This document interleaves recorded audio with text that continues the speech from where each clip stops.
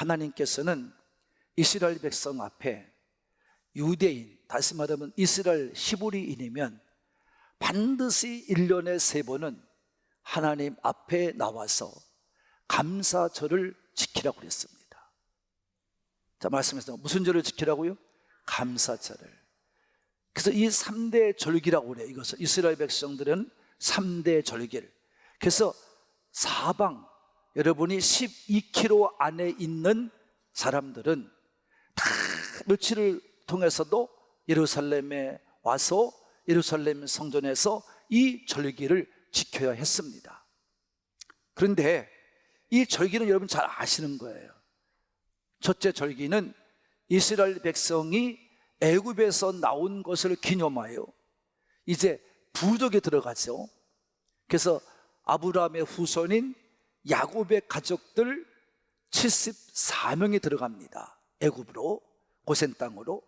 거기서 400년 동안에 몇 명이 되어 나오냐 하면 200명이 되어서 나오는 겁니다. 200만 명이 되어서 나오는 겁니다. 그래서 하나님 약속대로 식구가 들어가서, 부족이 들어가서 민족이 되어 나온 게 하나님 말씀이 그대로 이루어진 겁니다. 그래서 그들이 나온 날, 그날 긴급하게 나왔죠. 그래서 무교병을, 떡도 굽지 않고 그냥 여러분 그냥 효소를 넣지 않고 그냥 맨 밀가루를 넣어가지고 빨리빨리 구워서 먹었습니다. 그래서 채소 나물을 이제 먹었고요, 급한 대로. 그래서 그 애굽 땅에서 나오기를 시작했습니다. 그 날을 기념해서 유월절이라고 말합니다.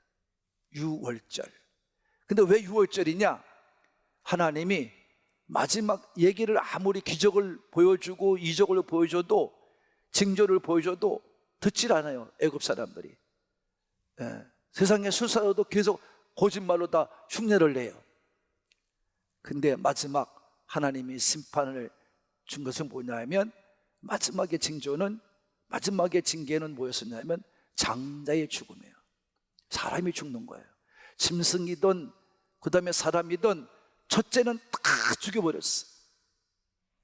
그때 고센 땅에는 죽음의 소리가 들리지 않았어요. 왜냐하면 이스라엘 민족들은 하나님 말씀에 순종하여 양을 잡아서 양의 피를 문설주에다 다 발랐어요. 그러면 이 죽음의 사자가, 하나님의 죽음의 천사들이 그냥 다 죽이지 않고 그 문설주에 피를 바른 데만 다 넘겨갔어요. 그래서 지나가면서 넘어갔다. 그래서 이것을 영어로 패스오버라고 합니다. 패스오버. 그래서 유월절이라고 명명한 거예요. 죽음에서 구원받았다는 뜻입니다. 그래서 그들이 유월절을 지켰어요. 이게 2월 15일입니다만은. 그래서 여러분은 그때부터 한 주간 동안 하나님 앞에 예배를 드려야 됩니다. 이게 이제 무교절이라고 명칭하는 거죠. 그래서 이걸 유월절기라고 얘기를 합니다. 그 다음에 두 번째가 맥추절입니다. 맥추절. 이것의 다른 언어는 칠칠절 또는 오순절이라고 불렀어요, 구약에. 그 왜 이렇게 명령했는지는 나중에 알게 된 사실이에요. 그래서 하나님께서 맥추절은 첫 열매를 드리는 거예요. 첫 것을 드리는 거예요. 그래서 이제 하나님 앞에 맥주를 지키는데, 이거는 왜 77절이냐면 이 6월절에서부터 7주가 지난 그 다음 날이기 때문에 그렇습니다. 그 77이 49에서 50일째 되는 날 이 77절을 지켰기 때문입니다. 근데 왜 오순절인지는 신약에 와서 알았어요. 왜 오순절로 불렀을까? 그러는데 예수님이 6월절에 죽으시고 부활하시고 언제 되느냐? 여러분이 잘 아는 것처럼 약속대로 함께 하시는 약속을 지키기 위해서 50일째 되는 날 이스라엘 백성들에게 뭘 내렸느냐? 믿고 의지하는 자들에게 성령님을 부어주셨어요. 이게 성령 강림이라고 그래요. 그래서 오순절이 그때 또 50일째 예수님이 죽으시고 부활하시고 50일째 되는 날에 성령님 약속대로 이 땅에 보내주셨습니다. 그래서 성령 강림이라고 말합니다. 이같이 해서 두 절기가, 이제 맥주절기가 77절이 왜 77절이고 오순절이 50절인지 알게 된 거죠. 마지막으로 초막절입니다. 초막절은 왜 초막이냐 하면 이스라엘 백성이 광야에서 집을 짓지 않고 살았기 때문에, 장막을 졌기 때문에 그것을 기념하여서 그들이 이 초막절에는 다 옛날 소상들을 생각하면서 광야로 나와서 초막을 지었어요. 거기서 지냈어요. 그래서 초막절이라고 그러고, 그 다음에 수장절은 왜냐면 다 추수를 끝내고 창고에다가 갖다 쌓아놨다. 수장입니다. 추수한 것을 쌓아놨다. 수장. 이 절기입니다. 그래서 3대 절기 때는 반드시 하나님께 나와 예배를 드려야 됩니다. 예배 드리러 올 적에는 반드시 받은 은혜대로, 그들이 받은 축복을 계수해서 이제 하나님 앞에 부자들은 부자대로, 가난한 사람은 가난한 제도 와서 제물을 드려야 됩니다. 그래서 77절을 지키는 이유는 처음에는 이렇게 정확히 계수를 해서 첫 열매를 드리는 그런 절기로 지켰습니다. 그런데 그 다음에 시간이 흘러가면서 그들이 이거 뭐 첫 열매, 우리도 그렇잖아요. 첫 열매를 어떻게 구분할까? 이런 것처럼 이제 뭐 농사만 짓는 것도 아니고, 그 다음에 뭐 다른 뭐 이제 농사뿐 아니라 양도, 목축도 하고, 그 다음에 또 장사도 하고 이런 사람이 있단 말이에요. 그러다 보니까 이 사람들이 이거는 하나님이 우리에게 약속한 날이다, 우리 하나님 백성 약속한 날이다 라고 하는, 우리가 그래서 하나님께 순종하는 거다, 지키는 거다, 이런 의미를 가지고 어떻게 했냐면 나중에는 이 하나님 앞에 모세가 시내산에 올라가서 이거 십계명을 받은 날로 기념하면서 지켰기 때문에 이렇게 77절을 그들이 맥주절로 지키게 된 것입니다. 그 다음에 두 번째로 같은 의미인 오순절은 어떻게 된 거느냐, 이거는 따라합시다. 성령 강림의 날. 교회가 뭐 하는 거예요? 탄생, 태동한 날이죠. 이것은 여러분이, 오순절은 바로 아까도 얘기했습니다만 예수님이 죽으시고 난 후에, 여러분 부활하시고 난 후에 50일이 되는 날이 오순절입니다. 이 오순절의 사건은 사도행전 2장에 잘 기록되어 있습니다. 생생히 기록되어 있습니다. 예수님께서 부활하시고 승천하시기 전에 약속을 합니다. 내가 너희와 영원히 같이 있는다고 약속을 했는데 영원히 있지를 못해요. 왜? 예수님은 올라가셔야 됩니다. 하늘나라로.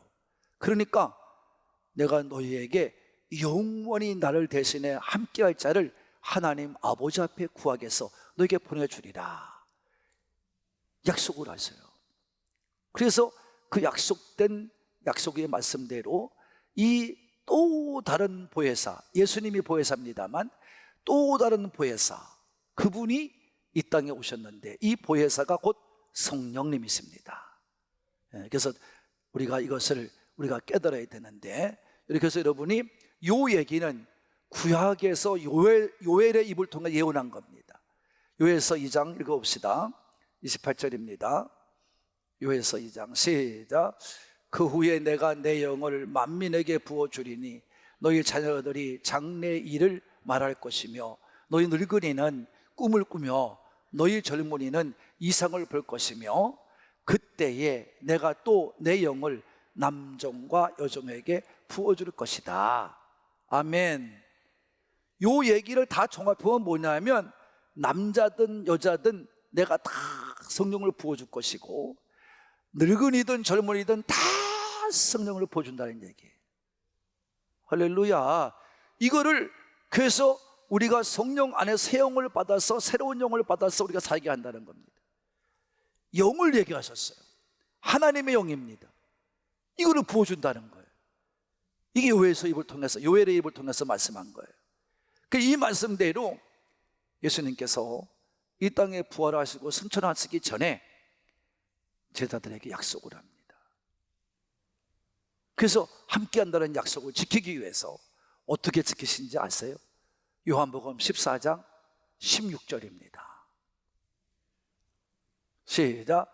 내가 아버지께 구하겠으니 그가 또 다른 보혜사를 너희에게 주사 영원토록 너희와 함께 있게 하리니. 자, 예수님께서 하나님 아버지 앞에 구하는 것이 뭐냐? 또 다른 보혜사입니다. Another Paracletos입니다. 이건 어나더입니다. 다른. 그러니까 지금 내가 있는데 나는 이제 올라가야 됩니다. 승천에 가야 됩니다. 그러니까 또 다른 보혜사를 너에게 주겠다. 근데 그분이 바로 너희와 영원히 함께 있게 하겠다고 했어요. 예수님께서 내가 나를 대신해서 온 그 영이 너희와 함께 영원히 하는 거다. 근데 그분은 누구냐? 17절에 보니까 그는 진리의 영, 세상은 그를 능히 받지 못하나니 이는 그를 보지도 못하고 받지도 못함이라. 그러나 너희는 그를 아나니 그는 너희에게 함께 거하심으로 너희 속에 계시겠습니다. 믿으시면 성령이 임해서 권능이 와야 또 능력도 옵니다. 할렐루야. 뭐가 와요? 능력이 와요. 그래서 우리가 전도하게 되고요, 여러분 언제든지 전도하게 되고요, 그리고 영혼을 구르는데 예수님의 증인되어 나갑니다. 이게 사도행전 1장 8절입니다 읽어보겠습니다.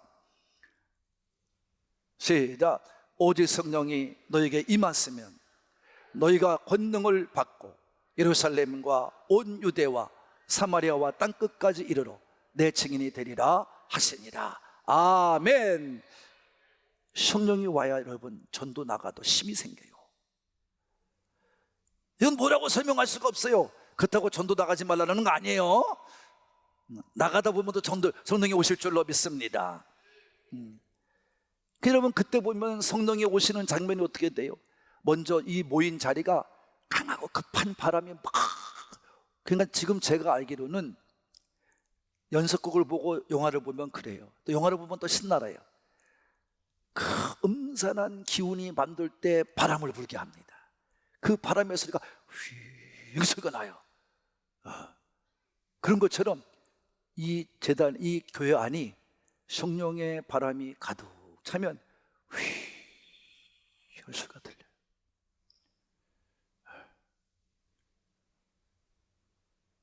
그 역사가 일어나요. 그리고 여기에 여러분 초대교회 옛날 모세가 시내산 올라가서 저기 율법 받을 때처럼 여기에 하나님의 안개 같은 것이 자욱해요. 저는 이걸 전사 때 다 체험한 겁니다. 또 그 기도시키다 보니까 성령이 임하는 데 갔는데 그 문을 열었는데 다들 성령에 미쳐가지고 다들 막 그냥 막 내가 쳐다보는지도 몰라. 그런데 거기에 안개가 자욱하게 꼈어요. 그래서 내가 알았어요. 하나님은 나를 다 가르쳐주고 보여줘서 체험케 하는 거예요. 저는 그냥 이론적으로 얘기하는 게 아니에요. 그리고 바람 소리가 들리면서 각자 머리 위에 모든 모인 사람들이 다 불이 혀같이 막 갈라지면서 내려오는 게 보이는 거예요. 할렐루야. 그리고 다 성령의 말하게 하심을 따라 방언을 한 겁니다. 보세요. 다 같이 보고 듣고 어떻게 해요? 말하게 하십니다. 이게 성령의 역사예요. 여러분 그러니까 성령이 내 임하면 분명히 알아요. 그래서 그 당시에 그냥 그걸 봤던 다른 나라에서 온 디아스포라 유대인들이 그냥 깜짝 놀랐어요. 그러면서요, 우리는 어떻게 성령을 받게 되냐고 외치는 거예요. 그때 베드로가 얘기합니다. 회개하시오. 왜 회개해야 됩니까? 우리 조상들이 예수님을 십자가에 못 박아 매달아 죽였습니다. 우리 죄가 됩니다. 우리는 회개해야 됩니다. 그래서 그들이 다 그 말씀을 듣고 회개할 때 성령님께서 그 모든 사람에게 임하여 3,000명이나 회개시킨 줄로 믿으시는 분만 아멘 합시다. 그래서 하나님의 백성인 교회 공동체가 생긴 거예요.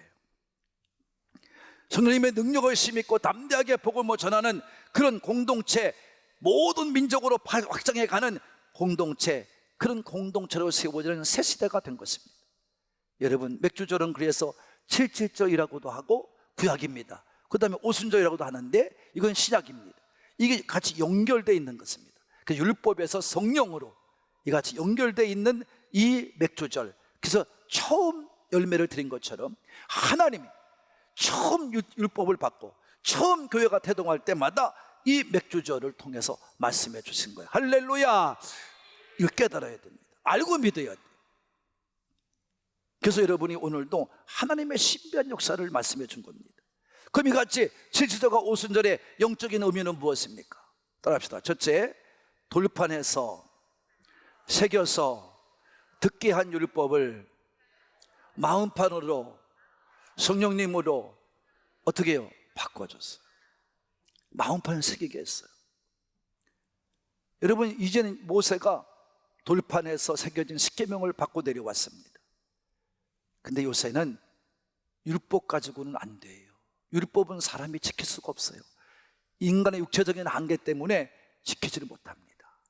그러니까 성령님께서 이미 벌써 하나님은 준비해뒀다가 이 땅에 성령님을 이 땅에 우리에게 보내주시고 예수님을 다시 불러가시고 성령이 이 땅에 보여서 지금도 이 모든 전 세계를 성령님께서 다스리고 계시는 줄로 믿으시는 분만 아멘 합시다. 이것은 여러분 그냥 된 것이 아니라 에레미야 선지자와 에스겔 선지자 그리고 바울이 이 두 선지자의 말을 정확하게 해석해 놨어요. 내가 그들의 하나님이 되고 그들은 내 백성이 된다 이렇게 말씀하시면서 마음에 새길 것을 말씀해 주었어요. 근데 에스겔은 이걸 더 구체적으로 봤습니다. 읽겠습니다. 시작. 또 새 영을 너희 속에 두고 새 마음을 너희에게 주되 너희 육신에서 굳은 마음을 제거하고 부드러운 마음을 줄 것이며 또 내 영을 너희 속에 두어 너희로 내 율례를 행하게 하리니 너희가 내 규례를 지켜 행할지라. 말씀을 지켜준, 이제 지킬 수 있다는 거예요. 왜? 하나님께서 새 영을 부어줬기 때문에. 마음에 부어줘. 그래가지고 우리 마음을 제거시켜, 굳은 마음을 제거시켜줘. 내가 성령 바꾸시고 받은 게 아니라 했잖아요. 여러분, 내 안에 오셔서 내 마음에 굳은 마음을 제거시켜 회개가 되는 겁니다. 그 부드러운 마음을 주어요. 다 같이 부드러운 마음. 난 이 마음을 어떤 마음으로 표현하냐면 내가 하는 기도하다가 받은 은혜예요. 흙 같은 마음, 바닷물 같은 마음이에요. 흙은 여러분 모든 걸 갖다 묻으면 흙으로 바꿔놔요. 바닷물도 어떤 물, 우리 인체에도 수백 톤의 여러분 오물이 이 바다로 흘러갑니다. 근데 여러분 그 오물이 바다에 들어가면 다 짠물로 바뀌어요. 이게 바로 성령님이 계신 자의 모습입니다. 성령 충만한 성도는 싸울 줄을 몰라요. 항상 기도해요. 그리고 항상 말씀을 가지고 전해요. 이게 성령 충만한 성도입니다.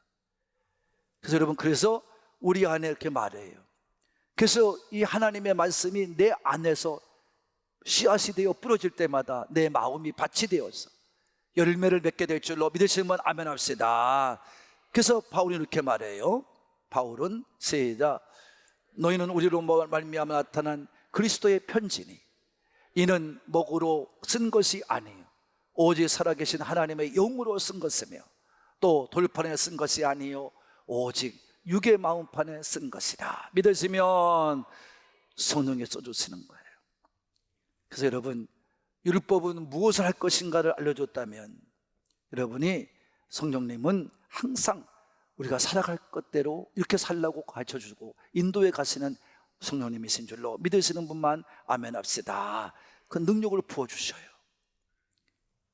그 다음에 맥주절인 이 칠칠절과 오순절은 첫 열매의 추수에서 영원 추수로 변화된 겁니다. 맥주절은 세상의 땅에다가 씨를 뿌려서 거두는 거지만 우리 오순절은 뭐예요?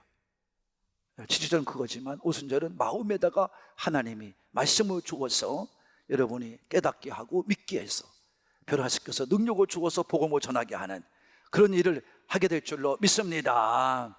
그래서 영혼 추수를 거두게 되는 겁니다. 우리 예수님의 증인들 영혼을 추수하는 거예요. 그래서 교회에 부흥하는 교회 가보면 어느 교회나 똑같습니다. 영혼 추수를 열심히 하는 교회가 부흥합니다. 지금 왜 교회들이 부흥 안 됩니까? 영혼 추수를 안 해요. 여러분들 열매가 있어서 능력이 있어 추수자가 되기를 바랍니다. 그 다음에 옛 언약 공동체에서 새 언약 공동체로 변화된 겁니다. 율법은 옛 언약입니다. 성령은 새 언약입니다.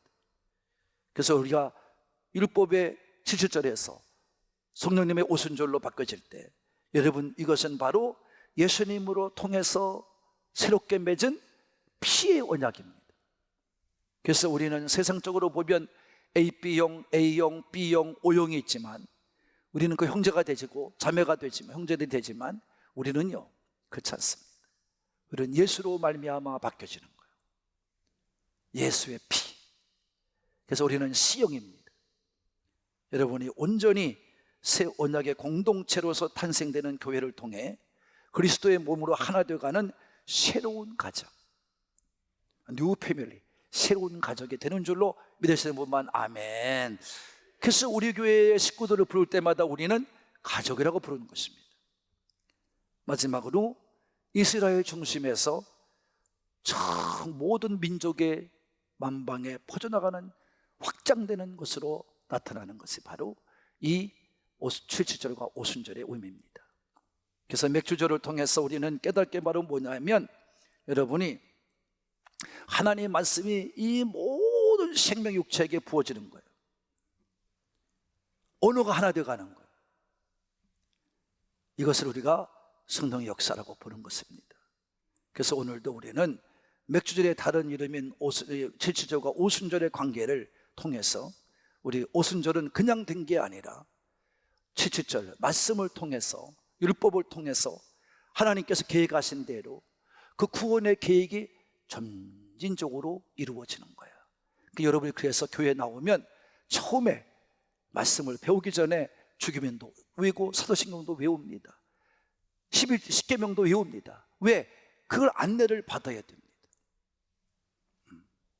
그래서 오늘도 믿음 안에 잘 살아가는 여러분이 되기를 바랍니다.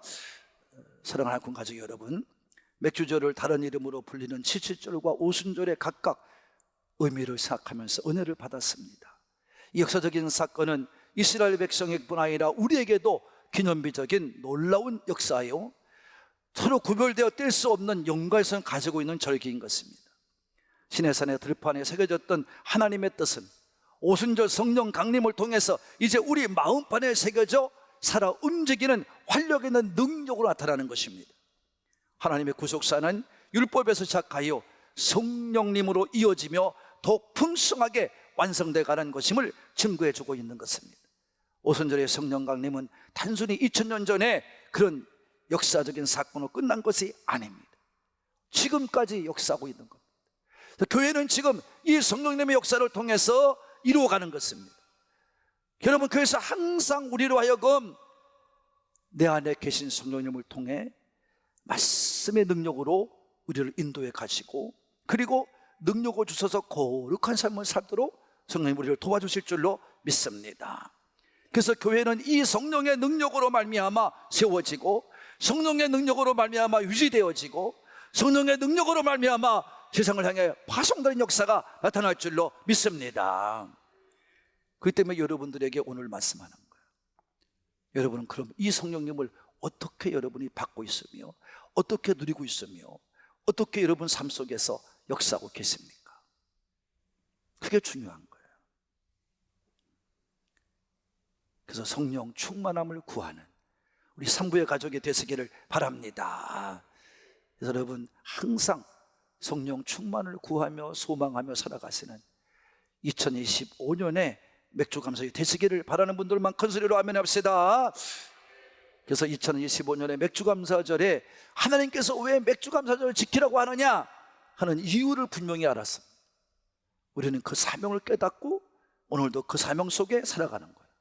그래서 남은 6개월 동안도 올해도 최선을 다해 성령 충만한 가운데 살아서 여러분이 믿음을 가지고 전진해 가시는, 믿음에 굳게 서서 감사함을 넘치게 하시는 성도의 본연의 자세를 회복하고 그 삶을 회복해서 꿈을 가지고 살아가시는 우리 한우꿈의 모든 가족이 되시기를 예수님의 이름으로 축복드립니다.